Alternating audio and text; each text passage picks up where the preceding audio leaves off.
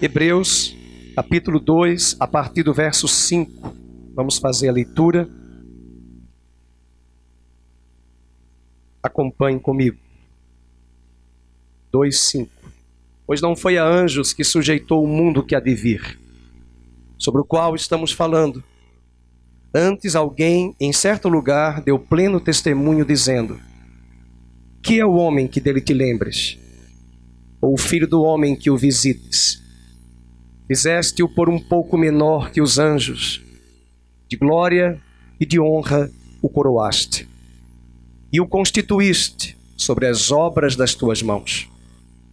Todas as coisas sujeitaste debaixo dos seus pés. Ora, desde que lhe sujeitou todas as coisas, nada deixou fora do seu domínio. Agora, porém, ainda não vemos todas as coisas a ele sujeitas.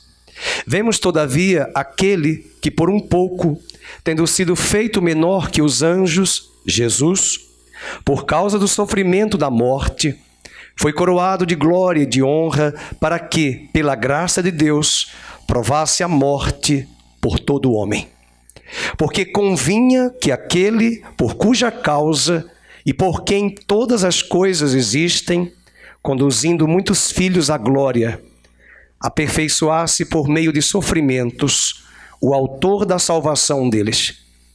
Pois tanto que santifica como os que são santificados, todos vêm de um só.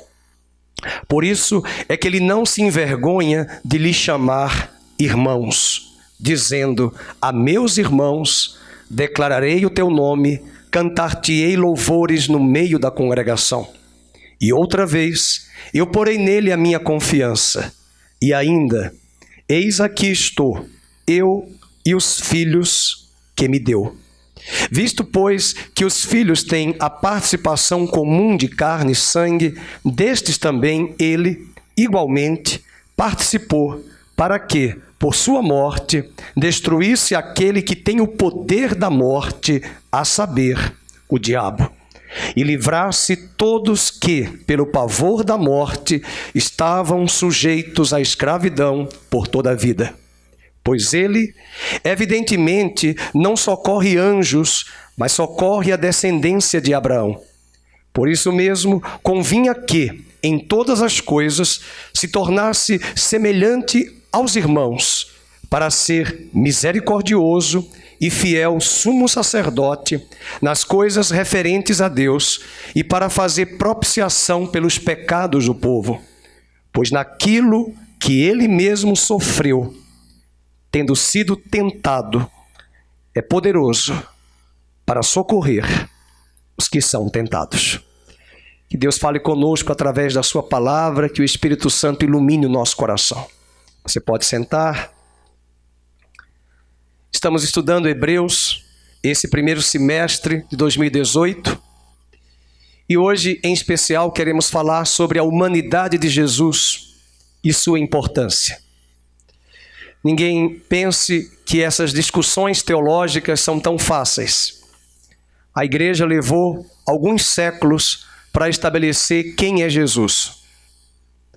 Um dos grandes textos de discussão teológica que foi construído como uma certa reza na igreja romana, na verdade é um compêndio doutrinário daquilo que nós cremos, o credo apostólico. Ali estão os pilares doutrinários do que os cristãos creem, acreditam e zelam no aspecto doutrinário. Existe uma grande discussão hoje, e é muito visto isso na linguagem das pessoas, quando elas argumentam quem é Jesus. Alguns sempre afirmam que Jesus é Deus, e ele não deixou de ser Deus. Mas na hora em que nós olhamos a nossa vida e observamos áreas fracas, vulneráveis, frágeis em nossa vida, até mesmo quando somos tentados e queremos justificar os nossos erros, e quando alguém diz, mas Jesus conseguiu, a frase que mais ouvimos é: mas Jesus era Deus. Jesus não veio como Deus. Paulo diz em Filipenses que ele deixou de lado, numa linguagem mais contemporânea, ele congelou e deixou em stand-by a sua divindade.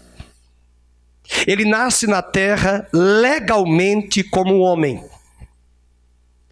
E é muito importante olhar para esse texto de Hebreus hoje e anotarmos 4 aspectos da humanidade de Jesus, porque ele se tornou homem e porque depois da ressurreição o Pai o coroou de honra, de glória após a ressurreição. Não é algo tão fácil. No universo de um domingo de manhã como esse, não é tão fácil, até mesmo para nós pastores, trazermos discussões que levaram séculos, que não são absorvidas numa música e num culto, onde nós ficamos muito preocupados com a hora e não dá para digerir certas verdades no imediatismo. Na medida que nós avançamos o exame das Escrituras Sagradas, nossa fé fica mais sólida. Nossa base acerca aonde nós estamos plantados, que é Cristo. Nós não seremos abalados, como diz a música da Nívia Soares, porque a rocha inabalável, Cristo, nas Escrituras Sagradas, elas nos apontam acerca de quem Ele é, o que Ele fez por nós, o que Ele se tornou na cruz, quem era Ele como homem. Jesus não veio como Deus, Ele veio como homem. Como homem ele foi tentado, como homem ele teve fome, como homem ele teve sede, como homem ele teve depressão, como homem ele sabe o que é rejeição, porque ele foi rejeitado por seus irmãos e a sua família. Como homem ele sabe o que é traição, porque ele foi traído por grandes amigos que andavam com ele no ministério. O autor de Hebreus nos afirma que em tudo ele foi tentado para que ele pudesse socorrer os que hoje são tentados. Seu ministério hoje, como homem, é comparecer à direita de Deus Pai, e o mesmo autor de Hebreus diz, no capítulo 7, verso 25, que ele hoje vive para sempre, para interceder por mim, para interceder por você, porque ele é o único homem que nasceu de uma mulher na terra sem pecado. Não há outro homem. Não existe um outro homem no universo que teve em seu corpo a tentação do pecado, acirrada a tentação em todas as áreas no corpo, mas jamais o seu espírito provou da natureza adâmica do pecado em seu homem interior. É verdade que na cruz ele se tornou pecado por nós. E até essa verdade tão clara na Bíblia, observem o quanto é difícil numa nação como a nossa as pessoas entenderem o que Jesus fez naquela cruz, porque a maioria tem dó de Jesus naquela cruz. A cegueira é muito grande em nossa nação acerca do que Jesus fez naquela cruz. Não adianta assistirmos a filmes hollywoodianos que mostram como o último A Paixão de Cristo, de Mel Gibson, trazendo um filme que desperta em nós um choro de compaixão por Jesus, de dó. Se realmente eu assisti ao filme e só tive dó, a minha teologia está errada. Porque na verdade Jesus já havia dito no seu ministério que ele iria para a cruz dar a sua vida por nós, e após a cruz ele nos daria a sua natureza e ele levaria a nossa natureza, o pecado. E nenhum outro homem podia fazer isso, porque o próprio Jesus, antes de ir para a cruz, em João capítulo 12 diz: nenhum de vós me acusa de pecado. porque ele não tinha pecado. Até a mulher de Pilatos, uma mulher pagã, teve um sonho, e esse sonho que a mulher de Pilatos teve era o veredicto de Deus, assim como o sumo sacerdote no Velho Testamento, ao levar a novilha vermelha ou o cordeiro para o holocausto, o sumo sacerdote teria que observar se aquele animal não tinha nenhum defeito, porque se tivesse defeito, aquele animal estaria desqualificado para o sacrifício no Santo dos Santos e no altar de bronze no holocausto. E quando Pilatos diz para Herodes que lava as mãos, quando Herodes diz que lava as mãos, quando a multidão não tinha de que o acusar, Deus dá um veredicto através da mulher de Pilatos, e ela diz: não toque neste homem, porque ele não tem dolo, culpa alguma. Aquela era a voz de Deus, através de uma mulher pagã, a afirmar que o Cordeiro de Deus estava pronto, ele era homem 100% e podia dar a sua vida e morrer por nós naquela cruz. Quando o autor de Hebreus, quando Mateus, o evangelista, diz: está consumado, e quando o próprio evangelista Mateus diz: meu Deus, Deus meu, por que me desamparaste? Cristo Jesus gritando: por que me desamparaste? É preciso entender que Deus deu as costas para o pecado que estava em Jesus, mas ele não nasceu em pecado, ele levou a nossa morte, a nossa natureza, uma morte em latim chamada vicária, substitutiva. E é por isso, quando eu falo que nós podemos cantar muitas músicas sobre Jesus, mas a nossa fé precisa estar alicerçada nas Escrituras para entendermos de fato quem Ele é, o que Ele fez por nós antes da cruz, na cruz e após a cruz. Isso aqui é só um preâmbulo, agora eu vou começar a pregar. Abra sua Bíblia em Hebreus capítulo 2, vamos estudar sobre a humanidade, a sua importância. A primeira lição que aprendemos aqui é que a sua humanidade, leiam, está na tela, permitiu-lhe readquirir o domínio que o homem havia perdido. Hebreus 2, 5, 9. Não dá para ler todo o texto, mas o pastor Edson abriu-nos o culto hoje lendo o Salmo 8. Salmo 8 é algo muito maravilhoso das Escrituras Sagradas, onde Deus diz que Ele criou o homem menor que os anjos. Por que menor? Porque os anjos, eles se movimentam com velocidade raio-luz. Eu sou agitado, mas eu não tenho velocidade raio-luz. A velocidade raio-luz os anjos têm, e eles podem se movimentar de Marte para Júpiter, para a Terra, para o planeta, e aonde quer que eles estejam, primeiro, segundo, terceiro céu, eles se movimentam. Inferior aos anjos, mas também inferior porque Deus não criou anjos para comer biscoitinho com um chá inglês ao final da tarde. Deus criou os anjos para serem servos. Mas criou o homem para relacionamento, porque uma pessoa que tem bom senso não se relaciona com cachorro, com gato, por mais que você tenha seus pets na sua casa. Se você está hoje aqui e nos ouvindo e entende que o seu melhor amigo é um cachorro, eu quero lhe dizer que até os animais convivem com aqueles que lhes são semelhantes. Deus criou o homem à sua imagem e à sua semelhança.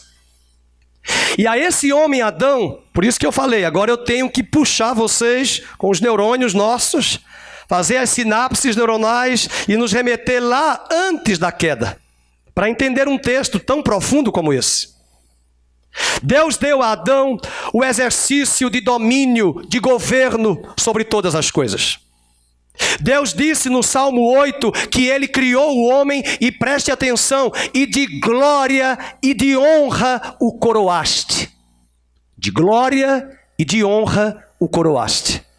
e deu a ele domínio. Digam para essa palavrinha, domínio. Domínio sobre quem? Sobre os peixes, sobre os animais. Domínio sobre todas as coisas que estão na criação, porque Deus criou o homem como obra-prima e mordomo, administrador dessa criação.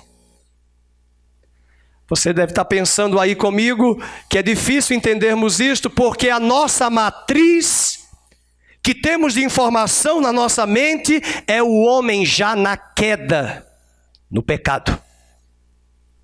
Vejam que hoje um cigarro nos domina, um álcool nos domina, um sexo promíscuo devasso nos domina, uma depressão nos derruba.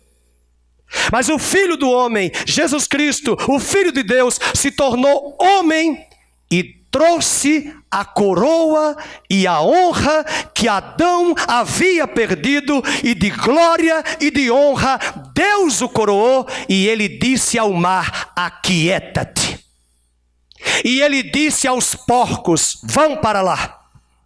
E ele disse aos demônios: calem-se. E toda a criação estava sujeita ali, não a Deus, mas à autoridade de Deus que foi dada ao Filho do homem sem pecado. E este homem sem pecado tem honra, glória, autoridade e domínio.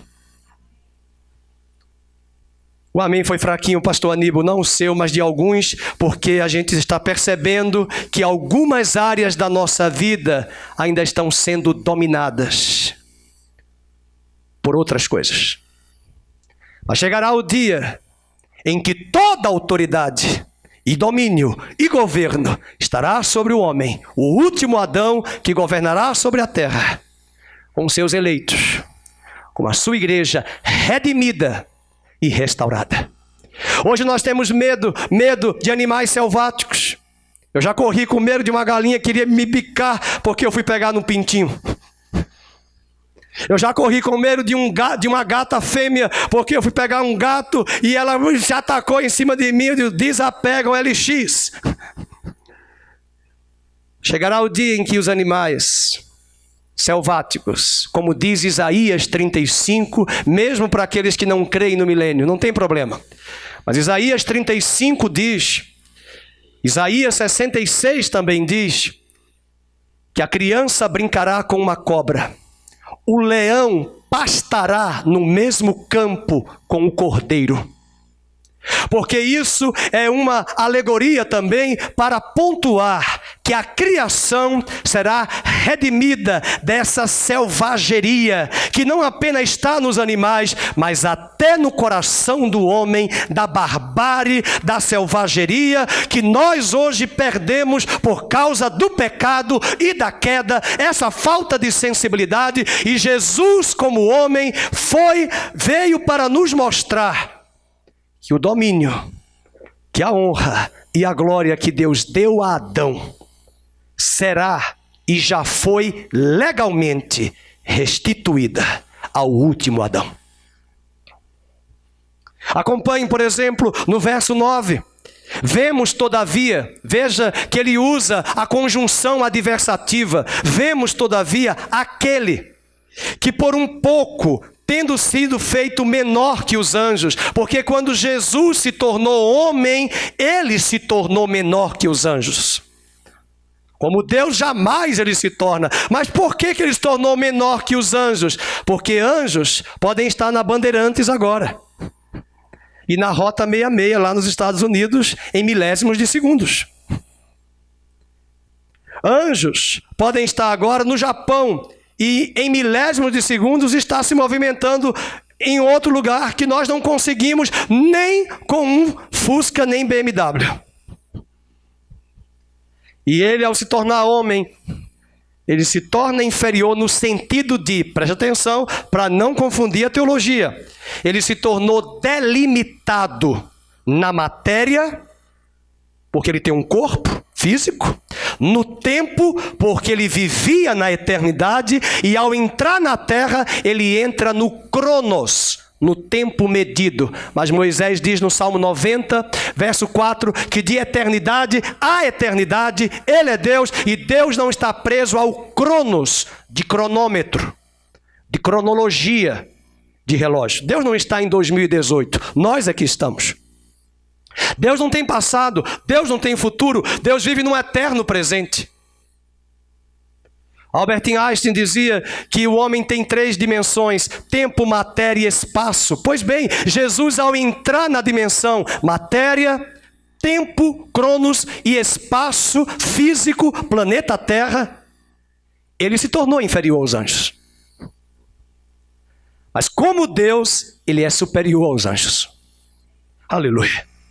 Agora veja o que diz o verso 9. Tendo sido feito menor que os anjos, Jesus, por causa do sofrimento da morte. Você tem que dar um glória a Deus para entender essa verdade. Ele foi coroado de glória e de honra, para que, pela graça de Deus, provasse a morte por todo o homem. Mas se você olhar essa frase, coroado de honra e glória, está no Salmo 8. O salmista está se remetendo à criação de Deus em Gênesis 1, dizendo que Deus criou o homem menor que os anjos e o coroou de honra e de glória esse homem. E deu a esse homem, Gênesis 1, 28, domínio. Diga essa palavrinha, domínio. Gosto muito da palavra que o Ademar de Campos, há quase 30 anos atrás, gravou uma música. O pecado, lá de Romanos, não mais terá domínio sobre vós, porque não estáis debaixo da lei do pecado, mas está debaixo da graça. E quantas coisas, quantas querelas, quantas batalhas vivenciamos aqui dentro, quanta insistência das mazelas e dos tentáculos do velho Adão insistirem em dominar a nossa vida. Picuinhas, mágoas, ódio, ressentimento, vingança, depressão, que muitas vezes não é uma coisa orgânica, pode ser até fruto de algo somatizado, porque eu não deixei a cruz tratar comigo. Medo, pânico, insegurança de avançar, e às vezes essas coisas que são do velho Adão, Deus está nos mostrando que em Cristo nós somos nova criação. Que em Cristo as coisas velhas se passaram, o pecado não tem mais domínio sobre vós, e Ele ressuscitou como o último Adão, e de glória e de honra Deus o coroou. Que é que tem áreas na sua vida hoje da humanidade caída? O último Adão já ressuscitou e Deus deu a ele honra, glória e coroa. Governe. Não é coroa para se achar the best. Não vai ser a besta, meu irmão. Não é coroa para você se achar a cocada preta do Nordeste, baixa crista. É coroa para governar e não deixar que o pecado, o cigarro, a maconha, a droga, a música, o rock, coisas, posições, nada nos dominarão, porque fostes ressuscitado com Cristo. Buscai as coisas lá do alto, porque do alto a quem nós pertencemos, é dele que nós estamos inseridos em Cristo. O primeiro ponto é que a sua humanidade permitiu-lhe readquirir o domínio. Veja, por exemplo, no versículo de número 7, fizeste um pouco menor, isso está no Salmo 8, e de glória e de honra o coroaste, sobre o quê? Para que Deus nos coroou? Leiam, verso 7, sobre, vamos, as obras das tuas mãos. Agora leiam o 8, temos que aprender teologia, queridos. Todas as coisas sujeitaste debaixo dos seus... Vamos, debaixo dos seus? Sabe o que é que Paulo diz em Romanos capítulo 16? Que o Deus de paz do nosso Senhor Jesus Cristo, escute, em breve esmagará Satanás debaixo dos nossos pés. Daqui a pouco eu vou falar, você vai perguntar a mim, mas será que Satanás não já foi esmagado na cruz? Ele não foi aniquilado na cruz. Satanás foi desarmado. Satanás perdeu as armas. Até cantamos a música no acampamento e os expôs publicamente, triunfando deles na cruz, numa figura romana, nas ruas de Roma, quando eles traziam os soldados bárbaros que eles haviam conquistados, eles colocavam nus, despidos, sem armas. E as pessoas davam as vaias, os escárnios para dizer, perderam. Mas na verdade o inimigo nosso está vivo ainda. Em breve ele será esmagado. E vocês prestem bem atenção que a Bíblia diz que quem vai esmagá-lo são os pés de Cristo, mas os pés de Cristo estão no corpo de Cristo, e o corpo de Cristo é a igreja de Cristo aqui na terra, gloriosa, madura, que vai avançando de glória em glória, de força em força, de fé em fé, e áreas da nossa vida estão sendo dominadas pela graça. E aquilo que era do velho Adão será domado, dominado. Tem um ditado popular que diz, está dominado mesmo. E o que é que está dominado? O velho Adão. O que é que está dominado? A velha natureza. O que é que está dominado? A doença que insiste em gritar no nosso corpo, mas você proclama a cruz. Pelas pisaduras de Jesus, eu estou sarado. E o mesmo Espírito que vivificou a Cristo dentre os mortos, Paulo diz em Romanos, esse mesmo Espírito vivificará os nossos corpos mortais. E todas as células malignas que estão em nossos corpos se sujeitem agora ao poder da cruz, da natureza de Cristo que está em nós. E se morrer, pastor? Muitos já morreram também. Um dia eu vou morrer. Você também morrerá. Mas há uma bendita esperança que quando a trombeta tocar, os que morreram em Cristo ressuscitarão com Ele, com corpos incorruptíveis. E será dito o que está em Coríntios 15. Naquele dia, tragada foi a morte, e o último inimigo a ser destruído é a morte. E nem é a morte física que ele está falando necessariamente, é a morte espiritual. Porque não haverá mais morte espiritual, nem morte física, nem morte eterna. Somente para aqueles que estão na perdição eterna. Porque não haverá mais possibilidade da criação de Deus ser maculada pelo pecado. Deus restaurará todas as coisas. Segundo ponto que aprendemos aqui é que a sua humanidade permitiu-lhe conduzir muitos filhos para a glória. Vamos ler Hebreus 10, verso 10 ao 13, Hebreus 2, 10 ao 13, Hebreus 2, 10 ao 13. Número 2, a sua humanidade, vamos dizer, permitiu-lhe conduzir, esse é o primeiro, passo o segundo, acho que travou. Permitiu-lhe conduzir o quê? Muitos filhos para a glória. Está na tela, vamos abrir verso 10 do capítulo 2. Porque convinha que aquele por cuja causa e por quem todas as coisas existem, vamos, conduzindo muitos filhos à glória, vamos igreja, aperfeiçoar-se por meio dos sofrimentos, o autor da salvação deles. Veja, conduzindo muitos filhos para a glória. Sabia que Jesus é seu irmão? E nós somos herdeiros de Deus e co-herdeiros com Cristo. Ele tem muitos irmãos. Mas ele não tinha irmãos. Irmãos, preste atenção. Estou vendo ali a Ana Júlia, está faltando a Vitória. Os irmãos têm o mesmo sangue.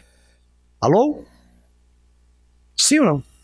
Eu sei que você vai dizer, mas nós temos irmãos adotados. Sim, mas vamos pegar aqui as famílias biológicas. Os irmãos de sangue. Mas o sangue que estava em mim era o sangue de Adão.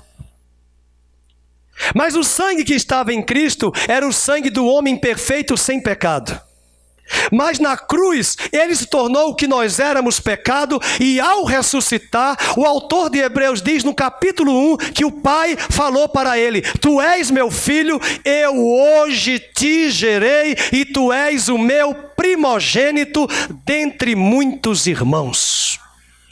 Oh, aleluia, ele é o primogênito, mas no ventre de Maria, ele era unigênito. E quando ele ressuscita, escute, e sopra no cenáculo, recebei o meu espírito. Na verdade, o que ele estava transferindo era a natureza do primogênito, Filho de Deus, sem pecado. E concomitante o que Deus fez lá no jardim do Éden, pegou o barro, formou o corpo humano, em hebraico, ruach, o sopro de vida, o fôlego de vida, foi dito: façamos o homem a nossa imagem, a nossa semelhança, sem pecado. Esse homem foi criado, mas o homem peca, perde a natureza e gera filhos à imagem do pecado.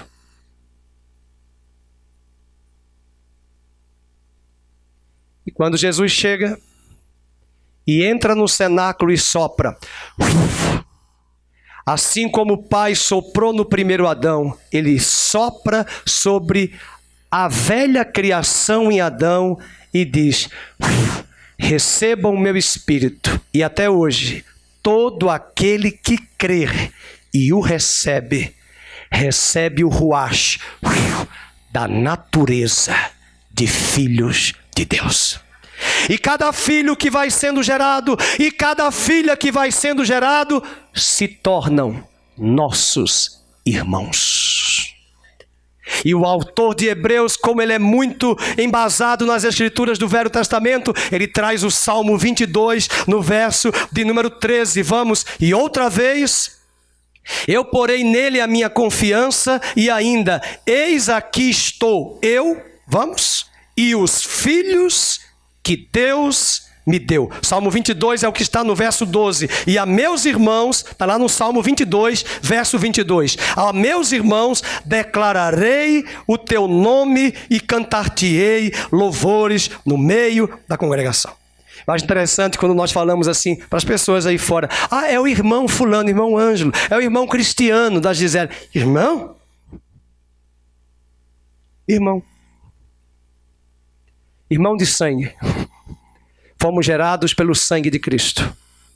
Mas só somos irmãos dele porque ele se tornou homem e foi gerado após a ressurreição, primogênito.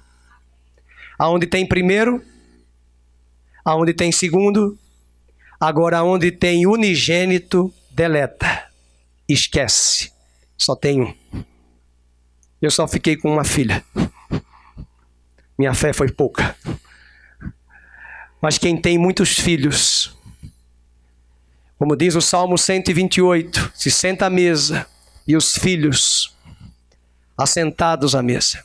Deus não tem 8 filhos, Deus tem milhões de filhos. E o IBGE, quando contou lá no céu o censo demográfico, João disse: uma multidão incontável. E se não houver essa multidão incontável, Deus perdeu, o diabo ganhou. Mas as escrituras sagradas dizem que a multidão é incontável. E quando é incontável mesmo. Aleluia. A humanidade de Jesus nos deu a possibilidade de, como filhos, sermos conduzidos à paternidade de Deus. Como filhos, sermos conduzidos, como diz Paulo em Efésios: já não sois mais estrangeiros, mas sois concidadãos dos santos e membros da família de Deus. Vamos para o terceiro ponto do aspecto da humanidade. Esse talvez é o mais emblemático, e aqui eu preciso da sua ajuda para que você compreenda. A sua humanidade permitiu-lhe desarmar Satanás e nos livrar da morte. Vamos dizer isso? Permitiu-lhe desarmar Satanás e nos livrar da morte. Você sabe o que é que Jesus falou em João 8,44 para os fariseus? Vós tendes um pai, e o vosso pai se chama o diabo, porque ele peca desde o princípio. Por favor, não vá sair hoje à tarde dizendo para as pessoas aí que o pai delas é o diabo. Eu te garanto que você vai receber um bufete aí no rosto. Na verdade, o meu pai e a minha mãe não eram o diabo. Mas a natureza adâmica que estava em meu pai, em minha mãe, gerou no Fernando já uma natureza caída, adâmica, voltada, inclinada para o pecado. Essa natureza que está entranhada, não tem igreja nenhuma que resolva, religião nenhuma que resolva, só Cristo pode dominar, tomar o nosso lugar, a nossa natureza, e essa natureza má, corrupta, Efésios capítulo 2, Paulo diz, eles e nós éramos filhos da ira de Deus, filhos da desobediência, e Jesus veio como João Batista, filhos do diabo.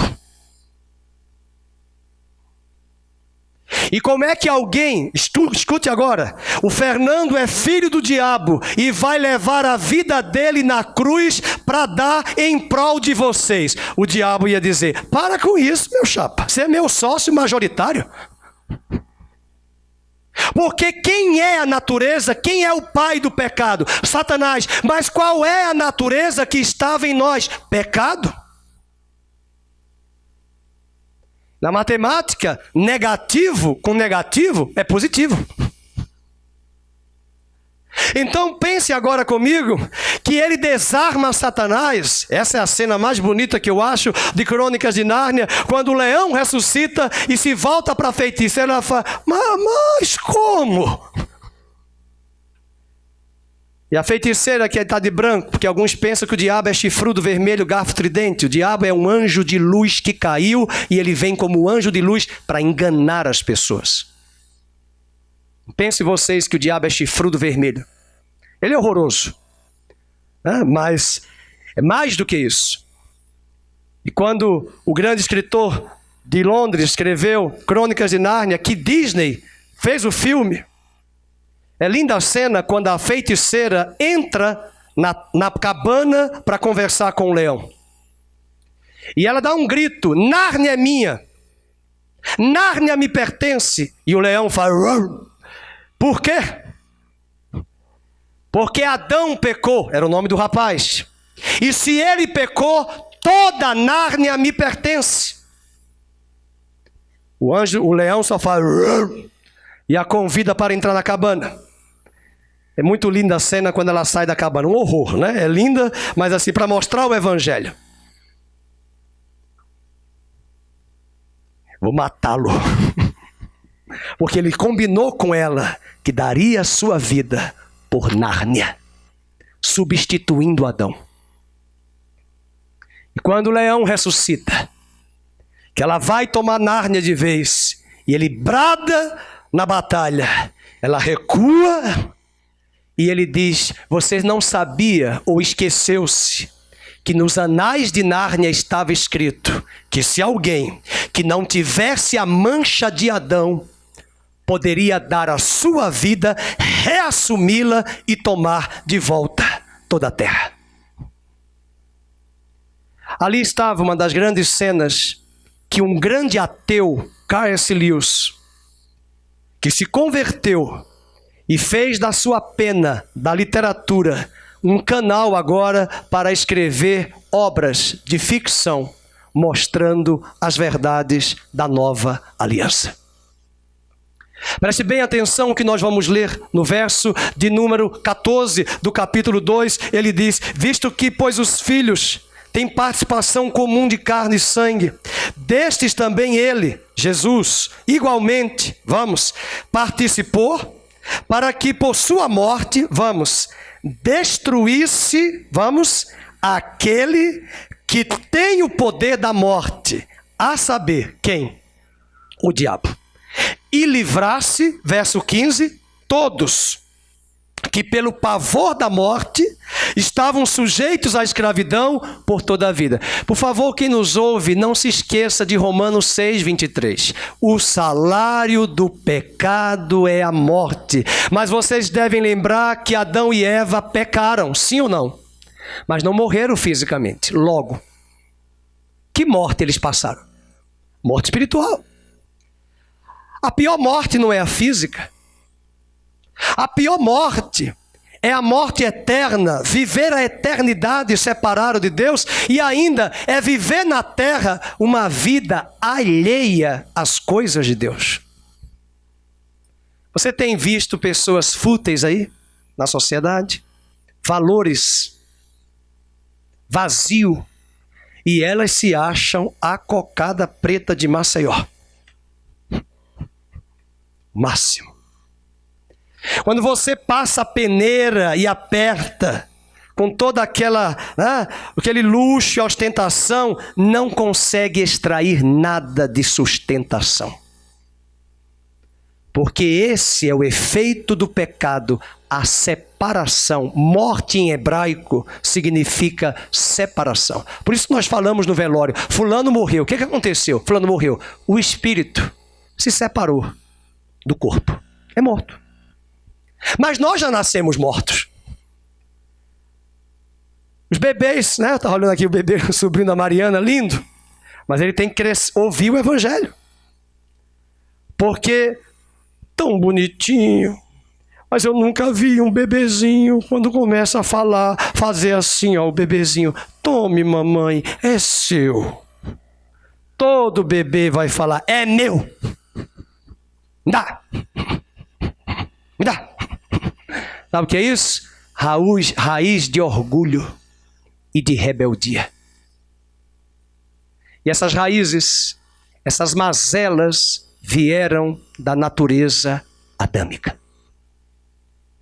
Você vai dizer, mas eu conheço uns tão bonzinhos. Pois é, aperta no calcanhar dele, no pé, a cascavel vai ressuscitar.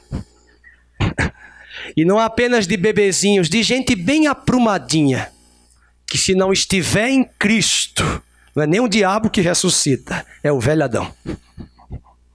E todos os dias nós somos levados, como diz a Bíblia acerca de Jesus, levados para o matadouro, para que o velho Adão morra, para que a natureza adâmica seja dominada pela nova natureza em Cristo Jesus. E quando Satanás viu Cristo naquela cruz, os irmãos, por favor, valorize o que eu vou dizer. A Bíblia diz que a Bíblia diz lá em Coríntios, capítulo 2, na primeira carta de Paulo aos Coríntios, que se os principados deste mundo soubessem o que estava por trás da cruz, jamais teriam crucificado o Rei da Glória.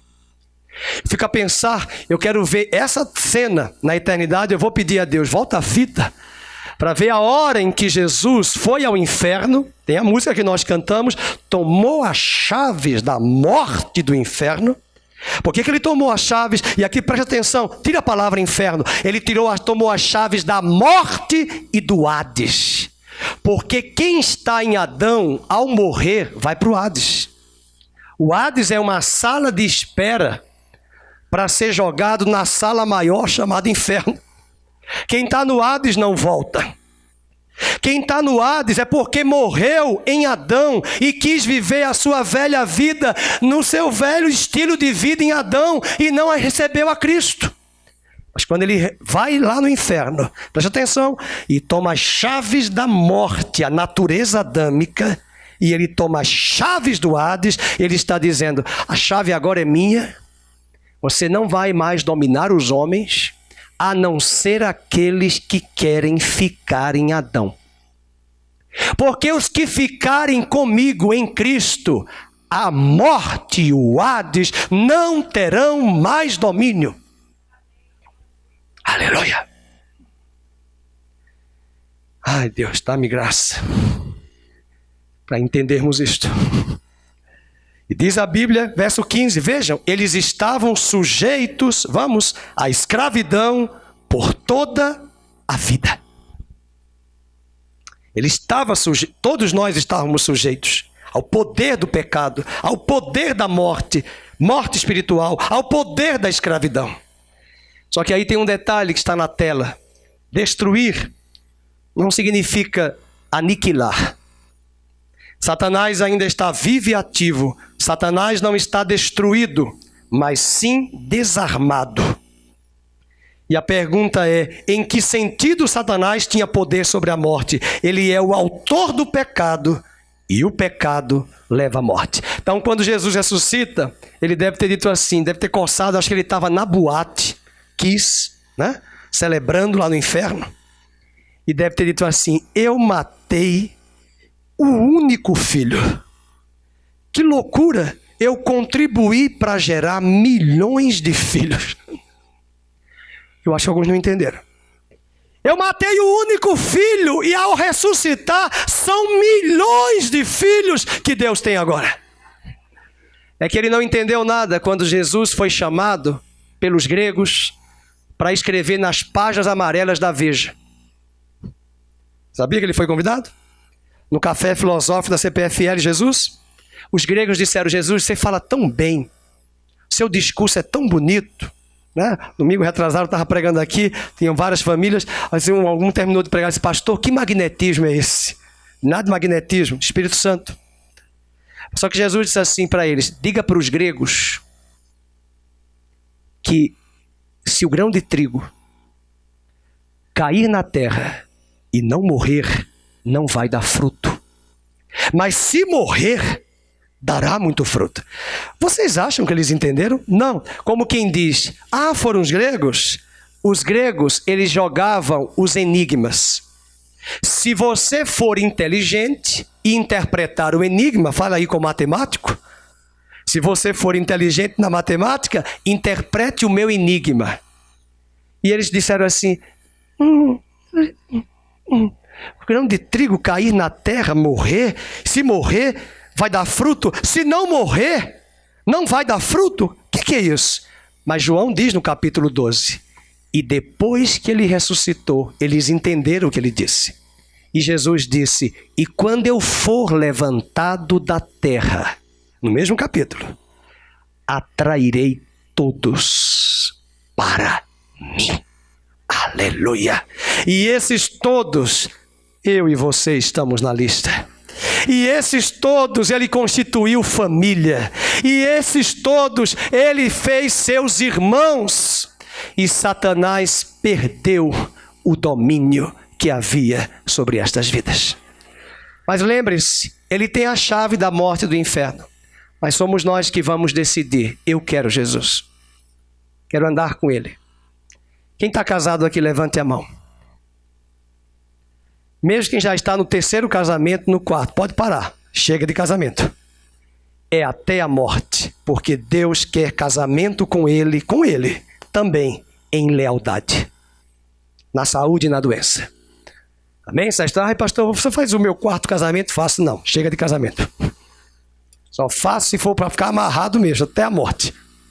Se você casou na velha vida em 3, vai para o quarto agora, o último com Cristo, e ponto final, e chega. Ou talvez nem case, a não ser que seja a pessoa certa. Quarto ponto e último: a sua humanidade permitiu-lhe ser um sacerdote solidário com o seu povo. Hebreus capítulo 2, verso 17: por isso mesmo convinha que em todas as coisas, vamos ler, ele se tornasse semelhantemente aos irmãos, para ser misericordioso e fiel, sumo sacerdote nas coisas referentes a Deus, para fazer propiciação pelos pecados do povo. Pois naquilo que ele mesmo sofreu, tendo sido tentado, ele é poderoso para socorrer aos que são também tentados. O que é que a humanidade de Jesus nos fez? Ele se tornou sumo sacerdote. O sumo sacerdote no Velho Testamento, ele tinha que oferecer a oferta primeiro pelo pecado dele. Depois que ele oferecia pelo pecado dele, ele tinha que oferecer a oferta pelos pecados do povo. Mas Jesus não tinha para que oferecer uma oferta pelos pecados dele, porque ele não tinha pecado. Ele era homem sem pecado. Ele dá a sua vida. Ele disse: ninguém tira a minha vida de mim mesmo. Eu tenho poder para dar, e eu tenho poder para reassumi-la. E como sumo sacerdote, solidário com o seu povo, marque o verso 17, a expressão que diz: ele é fiel, sumo sacerdote. Verso 18, a última frase: como sumo sacerdote, ele é poderoso para socorrer, os que são tentados. Aonde você está sendo tentado hoje? Medo, depressão, angústia, suicídio, droga, bebida, orgulho, poder, mágoas. Existe um homem hoje à direita de Deus Pai, que Hebreus 7:25 diz que vive para sempre para interceder por eles e socorrer os que são tentados. Em grego, essa expressão quer dizer uma criança que pede socorro e clama por socorro. É a expressão no original. Você está aqui. Você pode pensar que seu problema é muito grande. Eu quero dizer hoje de manhã, encerrando a pregação, ele se tornou homem para provar como homem tudo que nós provamos e passamos. E ele hoje é o único que pode socorrer aqueles que são tentados, que recorrem a ele e clamam por ajuda. Jesus sabe o que é rejeição. Jesus sabe o que é depressão. Eu falei há 2 domingos atrás que o seu primo morreu decapitado e ele não teve o direito de sepultar a cabeça de João Batista. Ele sepultou o corpo sem a cabeça. Um primo que ele amava.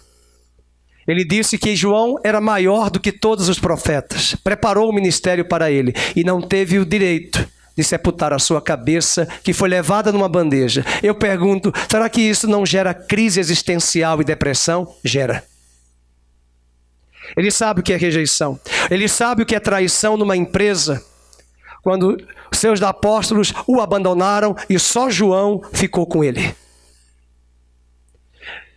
E nós não podemos olhar para a vida de Cristo e ver tantos traumas que ele poderia dizer como homem. Eu sou tão traumatizado, com tantas mágoas da minha família. Mas ele soube driblar esses obstáculos e esses empecilhos. E essa vida que estava nele está em mim e você. E essa mesma vida vai te ensinar a superar todas estas coisas pela nova vida que habita em você. Pare de falar que Jesus é Deus. Jesus é Deus, sempre foi Deus, mas ele veio à terra como homem. 100% homem. Convido você a ficar de pé. Quero orar por sua vida.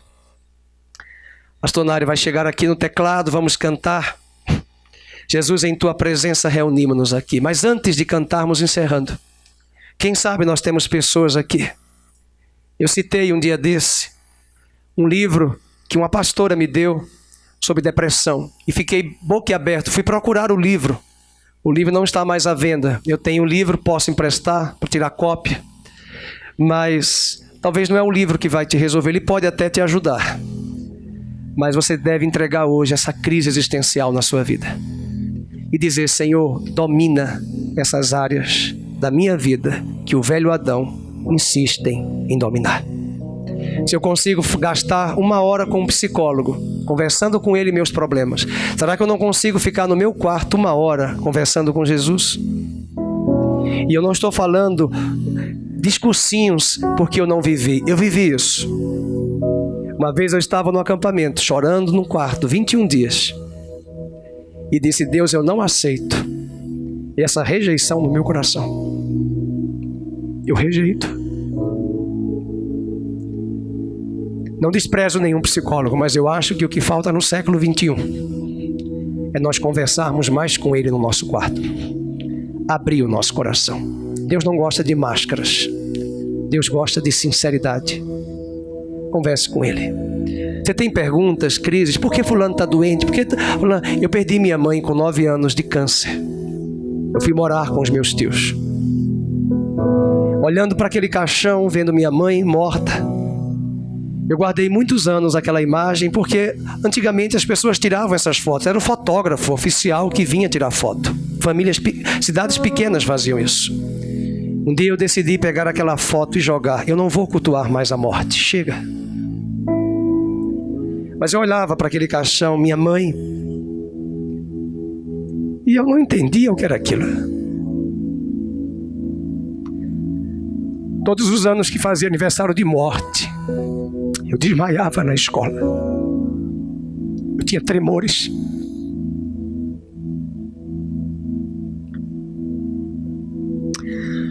E todos os meus questionamentos que eu tive na minha cabeça em relação à minha mãe, a alma de minha mãe, por que ela morreu? Quando eu entendi o Evangelho, Deus colocou paz no meu coração e eu nunca mais questionei a Deus acerca de nada. Essa foi a minha história. Eu não sei qual é a sua história. Aprendi lendo a Bíblia que a Deus não se questiona. E até mesmo a fé que eu tenho em Cristo, foi minha mãe que me ensinou a ir à missa todos os dias. Buscar ao Senhor. O Deus que eu tenho hoje é o mesmo Deus que eu tinha no catolicismo romano. E uma fé simples, genuína, sincera, também me ensinou que eu preciso entrar no meu quarto e conversar em secreto com o meu pai no meu quarto. E a sociedade de hoje não sabe o que é isso. Não condeno quem toma remédios. Eu acho que às vezes é necessário, de tarja preta. Mas que você não fique preso a remédios a sua vida inteira. Há um lugar de descanso. Jesus é o nosso Shabat. Jesus é o nosso descanso. E a palavra de hoje veio para dizer que ele é homem, se tornou homem, 100% homem, padeceu como homem, sofreu como homem, foi tentado como homem. A humanidade dele é para nos fazer lembrar que hoje ele intercede por mim e por você. Eu não sei o que te traz de tormenta no seu coração, mas se você foi identificado com essa palavra, saia do seu lugar, venha receber uma oração aqui.